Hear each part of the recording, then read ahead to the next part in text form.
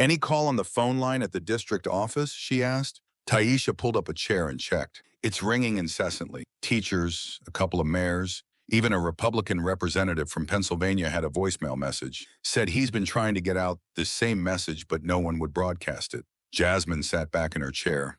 Good, she said. Let them talk. It's their turn now. She didn't pop champagne and ride a victory lap that evening. In a tiny hotel room just down the hall from the studio, Jasmine Crockett simply sat. Her flats were off, her blazer draped over a chair, her phone vibrated steadily on the nightstand. And yet, she never spoke. The TV was still repeating the same clip.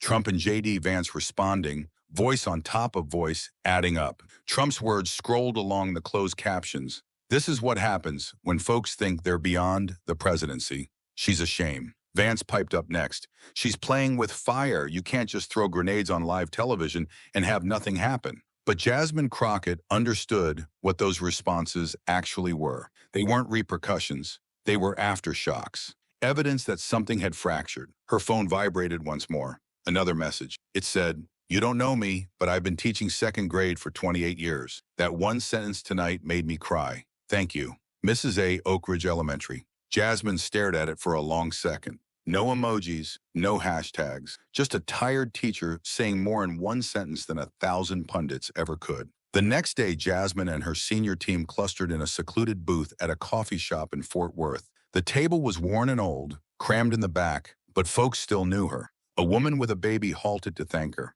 A school-hoodied teenager gave her a fist bump as he exited. Jasmine nodded and smiled, but kept her concentration tight. "What's the plan, Malik?" her communications director asked. She didn't respond immediately. She gazed at the sunbeams glinting off the edge of her coffee cup. Then she leaned in closer. "We don't chase this," she said. "We nudge it, subtly. Let people tell their stories. We just ensure they're heard." Malik scowled. "We're getting interview requests from NPR, BBC, even 60 Minutes. You sure you don't want to say anything?" Jasmine shook her head. "Not yet." Her aide, Leah, opened a laptop. "We have 38 school districts calling. 4 are requesting town halls. 2 are inviting you to come in. Send me where no one cares about," Jasmine said. "The places that have been asking and received silent." Tisha arched an eyebrow. "That's Dayton. That's Yuma.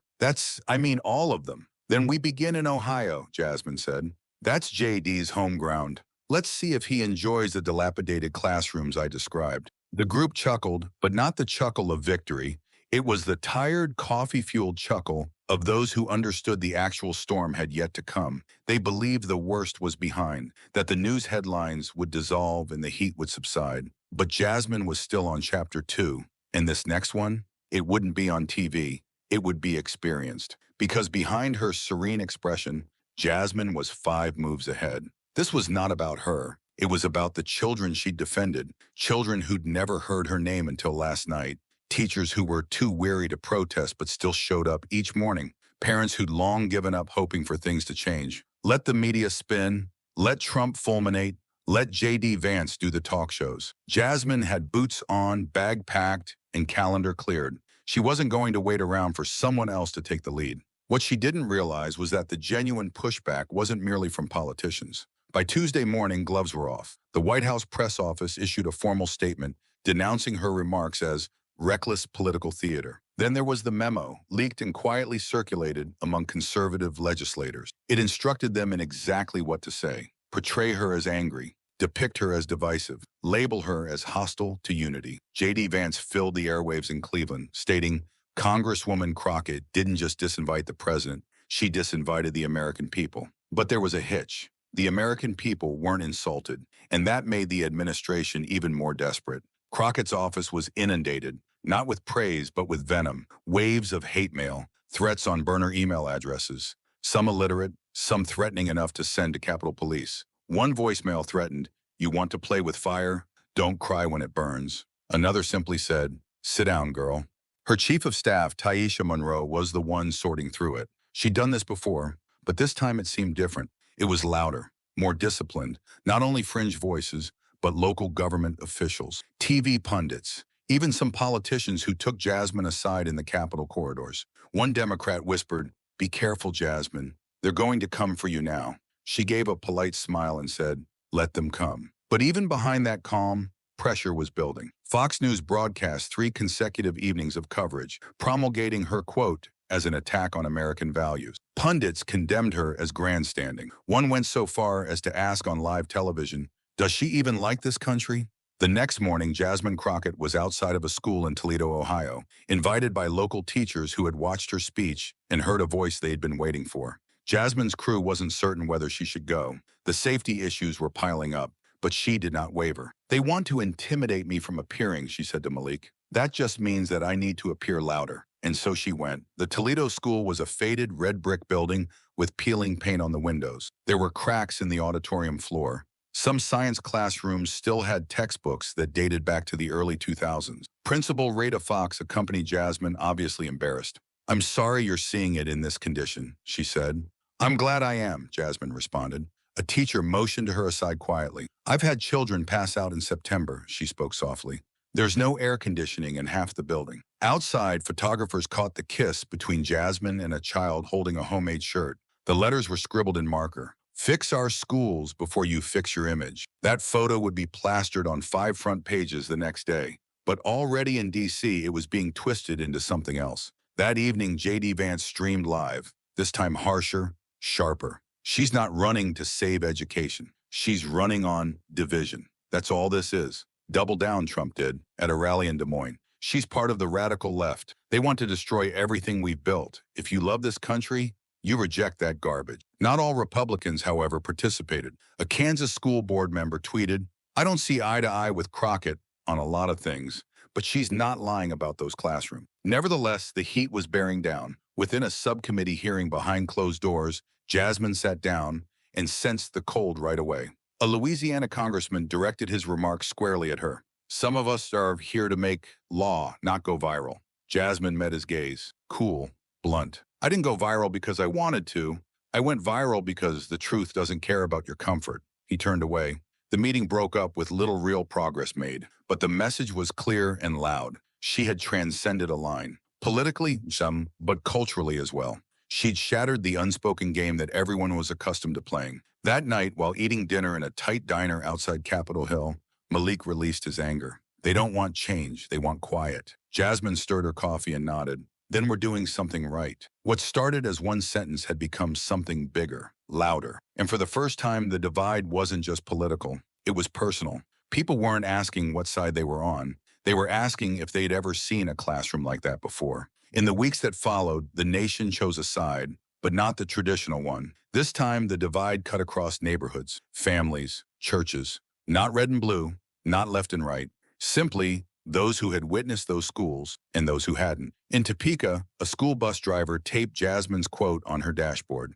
In Charleston, West Virginia, a group of retired seniors held a bake sale. They used the money to help fix broken windows at their neighborhood school. Then they sent Jasmine a letter with a check. In Fresno, a retired superintendent recorded a video and uploaded it to YouTube. I've been quiet too long, he said. She's not lying. Maybe she's late, but she's right. But still, each voice that raised her up was answered by another working to bring her down. Talk radio on the right described her as just another angry woman wanting to burn it all down. A cable news anchor repeated her 23 times in one evening, interrupting her mid-sentence each time to put added sarcasm in. It was tiring, but somehow it worked. Each insult spread her message. In her Dallas office, interns worked late just to catch up on the mail. One entire box was full of letters and drawings from children, some in crayon, some in big block letters. A lot of them didn't even have a stamp, just sticky notes gotten from counselors who sent them out on the children's behalf. One letter outshone the rest. It was from a 4th grader named Brylan in Abilene. Dear Miss Crockett,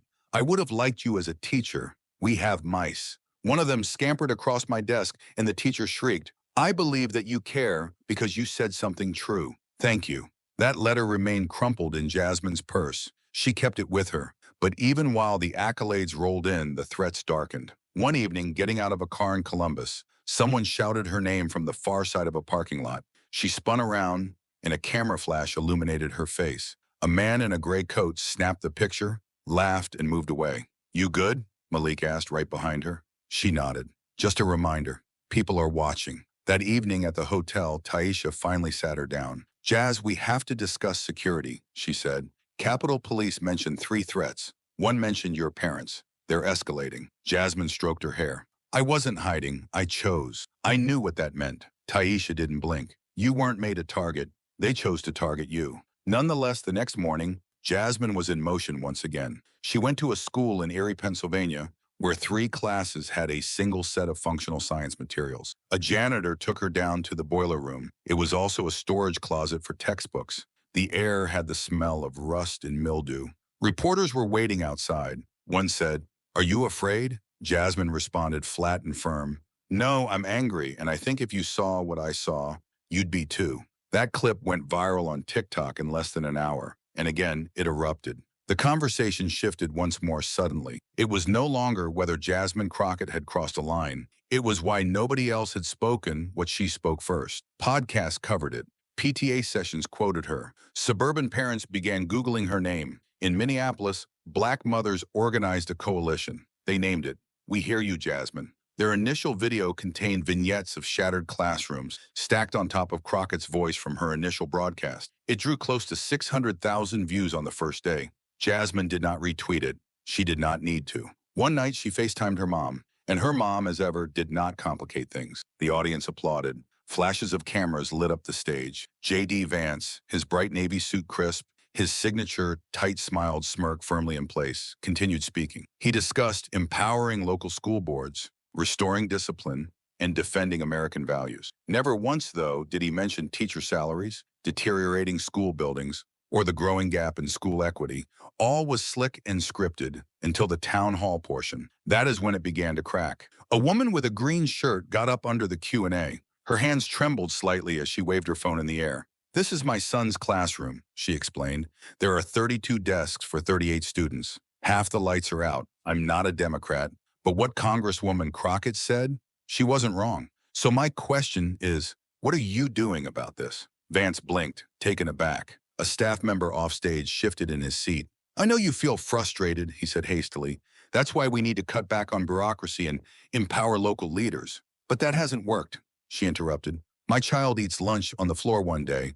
That's not a soundbite, that's reality." Some people in the audience applauded. The cameras didn't switch off. JD's smile tightened. "We're investing in infrastructure." "Where?" she broke in again, louder. "Because my district hasn't received a dime in 5 years." She was cut off before she could complete the sentence, but by then the moment was made. By evening, that clip had gone viral. Folks started stringing her words together with pictures of the same kinds of conditions: shattered desks, packed classrooms, water-damaged ceilings. The word was out. JD's scripted remarks weren't sufficient any longer. His staff was frantic behind the scenes. In a leaked memo, an aide wrote, "We need to pivot. She's not just winning the media cycle. She's making people feel like she's telling their story. JD needs something bigger, something concrete."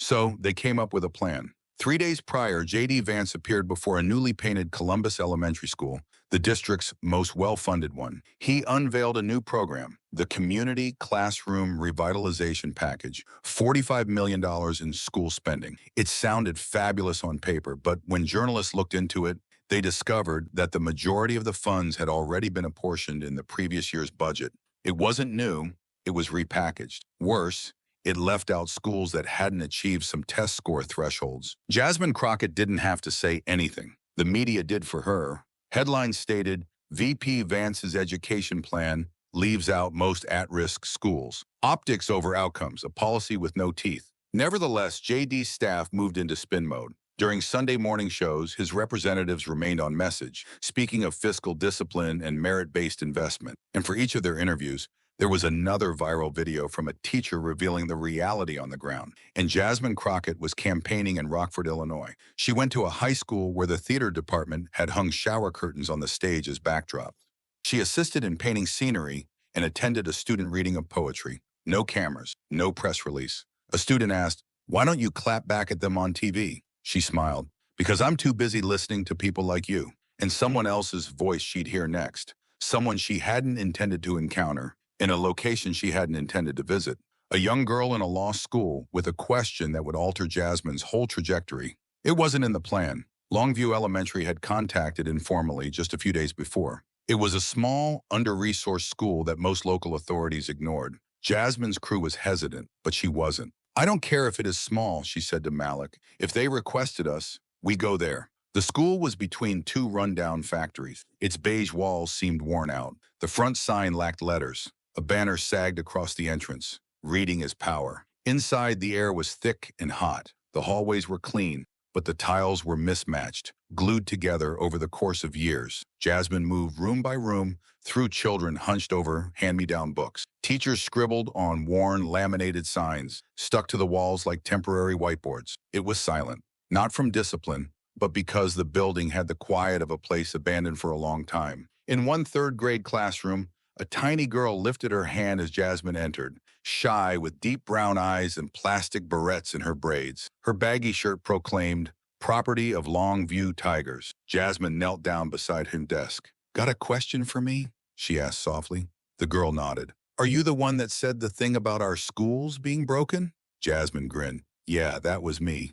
The girl dropped her head. People on TV were angry about it. Jasmine perched on the edge of the desk next to her. Some of them were, but most folks, they got it. The girl cocked her head. "Are you going to make our school better?" Jasmine hesitated. In this instant, the interviews, the front pages, the outrage, those all disappeared. Only this girl was left. "I'm going to try," Jasmine whispered, "and I'm not going to stop trying." There were no cameras, no tweets, no news crews in that room, but something shifted. Later in the teacher's lounge, Jasmine sat with Principal Jay McNear, a tall man with deep lines in his face and calloused hands from years of doing his own repairs. "We've sent letters for years," the principal said quietly. His voice was worn out. "Emails, budget requests, nothing moves." "I believe you," Chapman said. He nodded stubbornly. "Then do something they'll feel in Washington. Because speeches won't fix a roof. In quotes, they won't purchase new desks." She didn't disagree. She just nodded once more. Behind in the SUV, Jasmine gazed uncomprehendingly out the window for what felt like an eternity. Taisha finally spoke up. "You okay?" Jasmine didn't glance around. "I need to return to D.C. "You have a plan, don't you?" Taisha questioned. Jasmine nodded again. "Yeah, I've got an idea." That night, back in her D.C. office, Jasmine stayed late drafting a proposal. Not a press statement, not a tweet, a bill. One designed for the kids who were never invited to the press conference. It was simple. Emergency federal funding for the most neglected public schools in America. No performance metrics, no delays, no middlemen. Purely direct support based solely on the state of the schools. The scheme cut out state politics, insisted on openness, and called for detailed reports on each cent that was spent. She called it the Zadie bill. As Malik read the name, he did not ask once. He simply said, "Perfect." By the time their flight touched down in Washington, she'd already secured 3 co-sponsors, 2 Democrats and 1 independent. A fourth signed on later that night after hearing Jasmine read Zadie's story aloud on a private call. Her staff stayed up formatting the final draft, but Jasmine sat alone at her desk, still thinking about Zadie, about all the kids like her, kids who had asked hard questions and gotten soft answers. This time she promised herself they would get something authentic. But as soon as the Zadie bill was leaked out, the machine went into action. By lunchtime, all of the major outlets had a headline. Crockett brings forward Zadie bill to repair abandoned schools. It wasn't the policy that was noticed. It was the name. Zadie wasn't a budget line. She wasn't a vote or a poll. She was a kid. And that's what made the bill so dangerous. To the people who'd spent decades acting like the kids didn't matter. Lobbyists were in action within hours. The education funding world, stacked with consultants, contractors, and middlemen, wasn't thrilled. A bill that sent money directly to schools, skipping all the usual stops, that was bad for business. Jasmine expected Republicans to push back, but the quiet resistance from her own party hurt more. In a closed-door Education and Labor Committee meeting, she laid it all out. Charts, stats, receipts, and Zadie's story. She didn't use it for drama. She employed it because the numbers no longer functioned. Some of the members listened. Others merely shifted uncomfortably in their seats. One Arizona congressman finally broke his silence. "Listen, I admire what you're attempting to do," he said. "But this bill, it's emotion-based. We require metrics, not emotions." Jasmine stared directly at him. "Speak to a child wearing a trash bag on her back. Tell her to wait until your spreadsheets balance." Silence pervaded the room. The chairwoman, an Oregon moderate, quickly stepped in. "Let's stay civil." Jasmine didn't blink. "I am civil. I'm just not quiet." That afternoon, she stood on the Capitol steps as reporters crowded in. Wind whipped at her blazer. Flashbulbs burst around her. But her voice was calm, firm, not for show. "The Zadie bill is not a perfect bill, but it's a human one. And if we can't get that passed in Congress, then why are we even here?" The clip circulated on the internet within minutes. Teachers from across the nation started posting under a new slogan, #HumanBill. Parents began posting photos of cracked gym floors, lopsided walls, and jammed cafeterias. Even some principals spoke up anonymously, confessing they'd fabricated maintenance reports just to prevent shutdowns. But in Washington, the fire was building. Behind closed doors, Jasmine's fellow colleagues were being urged to step back. Lobbyists proposed amendments, poison pills, that would remove the essence of the bill. Political insiders told her to take a step back. It's too soon, they counseled. Wait for your second term, they said. One senator didn't sugarcoat it. You've made enough noise for one term. Jasmine didn't respond. She just walked straight into the next hearing. This time, it was a subcommittee on federal education spending. Jasmine had been poring over contractor reports, hundreds of millions paid to a single firm with no evidence that it had helped even one struggling school. She waited until the executive, Mr. Klein, completed his scripted comments. Then she leaned into her mic. Mr. Klein, can you identify one school where your services have substituted a faulty heating system, new textbooks, or mold remediation? He blinked. Paper rustled. We collaborate with state partners to provide assistance for infrastructure evaluations. She interrupted him. I didn't ask whom you evaluate. I asked whom you assisted. One school. Mention its name. He looked down. He had nothing. The room fell silent.